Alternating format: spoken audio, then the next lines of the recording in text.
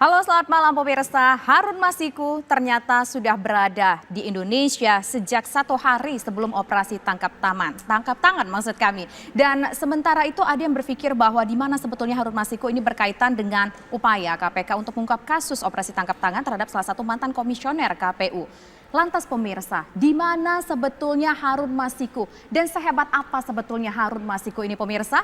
Dua sisi hadir malam hari ini dengan tajuk Teka-teki Harun Masiku. Saya sudah mengundang 4 orang narasumber, siapa saja mereka? Saya perkenalkan satu persatu. Yang pertama ada Pak Iwayan Sudirta, merupakan pengacara dari PDIP. Selamat malam Pak Wayan.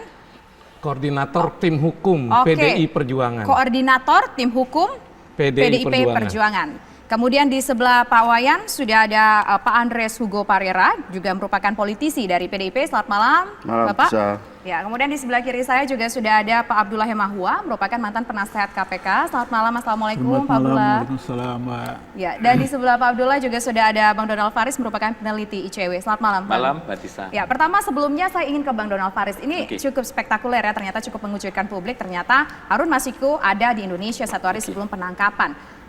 Bagaimana ICW melihat soal permasalahan ini? Sehebat apa ya sebetulnya Harun Masiku sehingga ada beberapa pihak yang menilai bahwa tampaknya Harun Masiku ini dalam tanda kutip ya, kita tidak menuduh, dalam tanda kutip diumpetin sehingga ada juga pejabat yang kesannya dalam tanda kutip lagi melindungi Harun Masiku. Kalau kita lihat sebenarnya kasus-kasus yang ditangani oleh KPK, kasus yang terjadi dugaan penyuap terhadap pimpinan KPU yang diduga dilakukan oleh Harun Masiku, dari segi kasus sebenarnya bukanlah kasus yang tergolong rumit, karena bukan case building dibangun dari bawah. Kasusnya adalah kasus sederhana, pembuktiannya mudah sesungguhnya, ada pemberi dan ada penerima. Tetapi aktor yang diduga terlibat orang besar, melibatkan partai besar, akhirnya kemudian kasus ini menjadi rumit dari sisi politiknya, bukan dari sisi penegakan hukum. Apalagi kemudian kita lihat begitu banyak pihak-pihak yang punya konflik kepentingan di dalam kasus ini. Misalnya? Satu, misalkan saja posisi Menteri Hukum dan HAM, Yasona Laili, kader PDIP, kemudian juga Ketua Bidang Hukum DPP PDI Perjuangan. Kita ketahui bahwa Direktur Jenderal Imigrasi itu secara struktural itu berada di bawah Kementerian Hukum dan HAM. Maka apa yang kita lihat hari ini, pernyataan sebelumnya bahwa Menkumham menyatakan bahwa dia tidak berada di Indonesia dan kemudian diralat oleh bagian Humas Direktur Jenderal Imigrasi, menurut saya bukan soal informasi yang berbeda. Ada dugaan kami intensi pemberian informasi yang keliru kepada publik. Itu problem, begitu. Dugaan kami begitu, dilakukan informasi yang diduga sengaja. Maka hari ini ICW melaporkan dugaan obstruction of justice, menghalang-halangi proses penyidikan dengan terlapor Menteri Hukum dan HAM Yasona Laili kepada Komisi Pemberantasan Korupsi. Di sisi yang lain, benturan kepentingan tidak hanya berhenti di level anggota PDIP saja dalam ini Menteri Hukum dan HAM. Di sisi KPK pun juga demikian. Ini yang menjadi sorotan saya. Nanti Pak Abdullah bisa bercerita lebih panjang karena beliau punya riwayat yang panjang di internal KPK. Apa yang saya lihat, pernyataan pimpinan KPK pun simpang siur. Ada pimpinan KPK yang menyatakan bahwa berkeyakinan dia masih berada di luar negeri. Bahkan tadi kita mendengar cuplikan sebentar Ketua KPK Firly yang sangat meyakini beliau masih berada di luar negeri, padahal sudah berada di Indonesia. Yang kedua, kesimpang siuran yang tidak kalah pentingnya adalah pernyataan salah satu pimpinan KPK juga yang menyebutkan mereka sudah memberikan permohonan izin penggeledahan kantor DPP PDIP kepada Dewan Pengawas. Tapi faktanya, kalau kita dengar pernyataan dari anggota Dewan Pengawas, implisit menyatakan surat itu belum pernah datang di meja mereka. Ini yang pernyataan yang tumpang tindih. Saya mengatakan, Tisa, kasus ini kasus sederhana. Kalau kita analogikan sebuah kolam, ikannya kelihatan, airnya bersih, sesederhana itu, tapi karena kepentingan tertentu, kolamnya diobok-obok, sehingga ikannya menjadi susah untuk ditemukan. Kepentingan apa? Kita ingin tangkap, kepentingan apa? Mungkin untuk kalimat yang lebih sederhananya. Kepentingan penegakan hukum itu kan selalu dengan kontra dengan kepentingan orang yang tidak mau penegakan hukum. Siapa orang itu menurut Bang dibongkar? Tentu pihak-pihak yang berkepentingan. Saya tidak perlu eksplisit menyebut itu. Publik pun pasti paham apa irisan politik di dalam kasus ini. siapa yang diduga terlibat dan siapa aktor-aktornya. Nah, dengan demikian, dengan peta aktor yang terlibat, masalahnya menjadi rumit atau masalahnya menjadi kasak kusuk. Kita belajar dulu dalam pengalaman kasus Demokrat, bisa. Ketika Nazarudin ditetapkan sebagai tersangka oleh KPK, juga lari ke luar negeri dan baru ditemukan di Cartagena pada waktu itu. Rumit sekali proses penegakan hukum, lari dan ditemukan.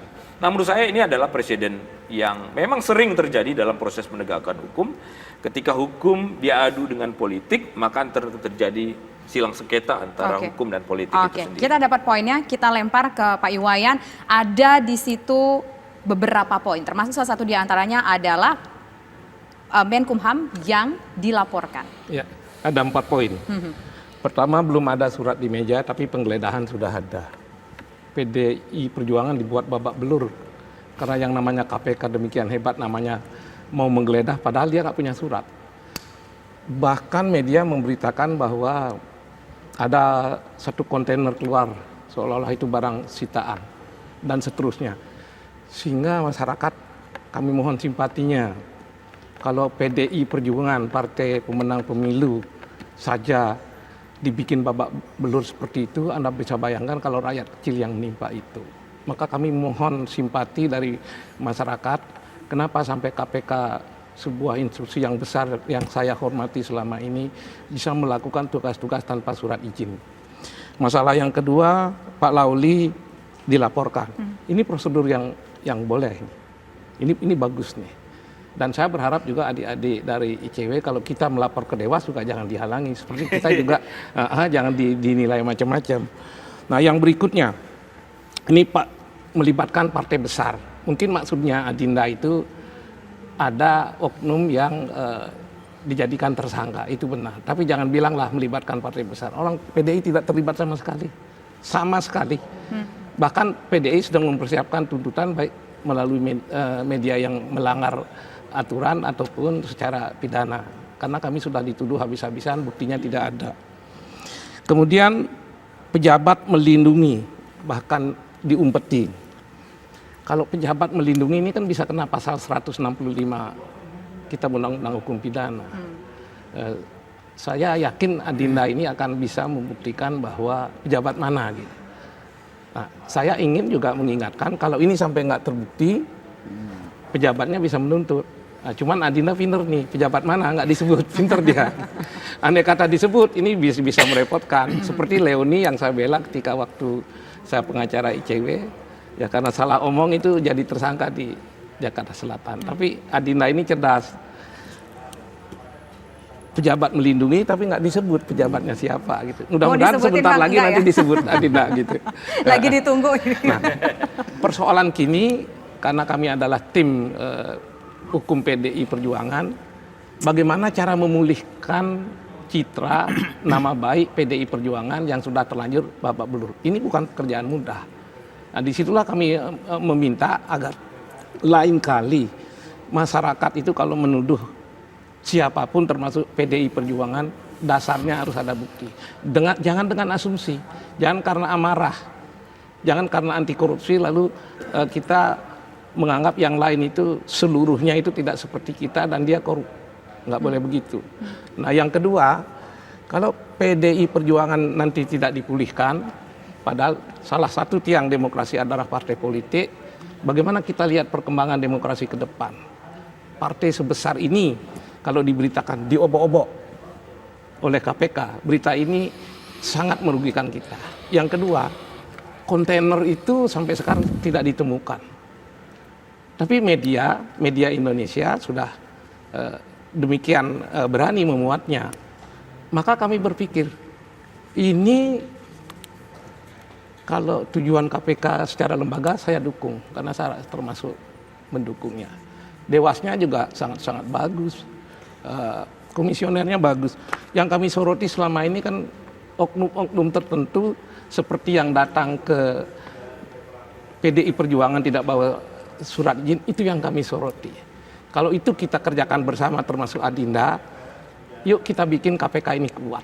Oke, baik. Iya. Oke. Jangan habis-habisan nanti menyoroti PDI Perjuangan tanpa bukti, lupa kita menyoroti kelemahan KPK yang sesungguhnya nanti sebentar lagi akan kita Oke. tunjukkan juga Ini agar cukup itu diperbaiki. menarik yang disampaikan Pak Wayan tadi adalah soal surat menyurat begitu ya. Ada pimpinan KPK yang mengatakan sudah memberikan surat, tapi ada Dewan Pengawas yang mengatakan secara implisit bahwa sebetulnya Tisha, tidak ada boleh saya- surat begitu. ini, saya Nanti tangkap Bang, sedikit, nanti kita harus iklan dulu. Saya ingin tanya juga pendapat Pak Abdul Hemahua sebagai mantan penasihat di KPK, dan juga nanti kita akan dengar suara dari Pak Andreas. Tapi kita harus jeda terlebih dulu, pemirsa. Kami kembali sesaat lagi.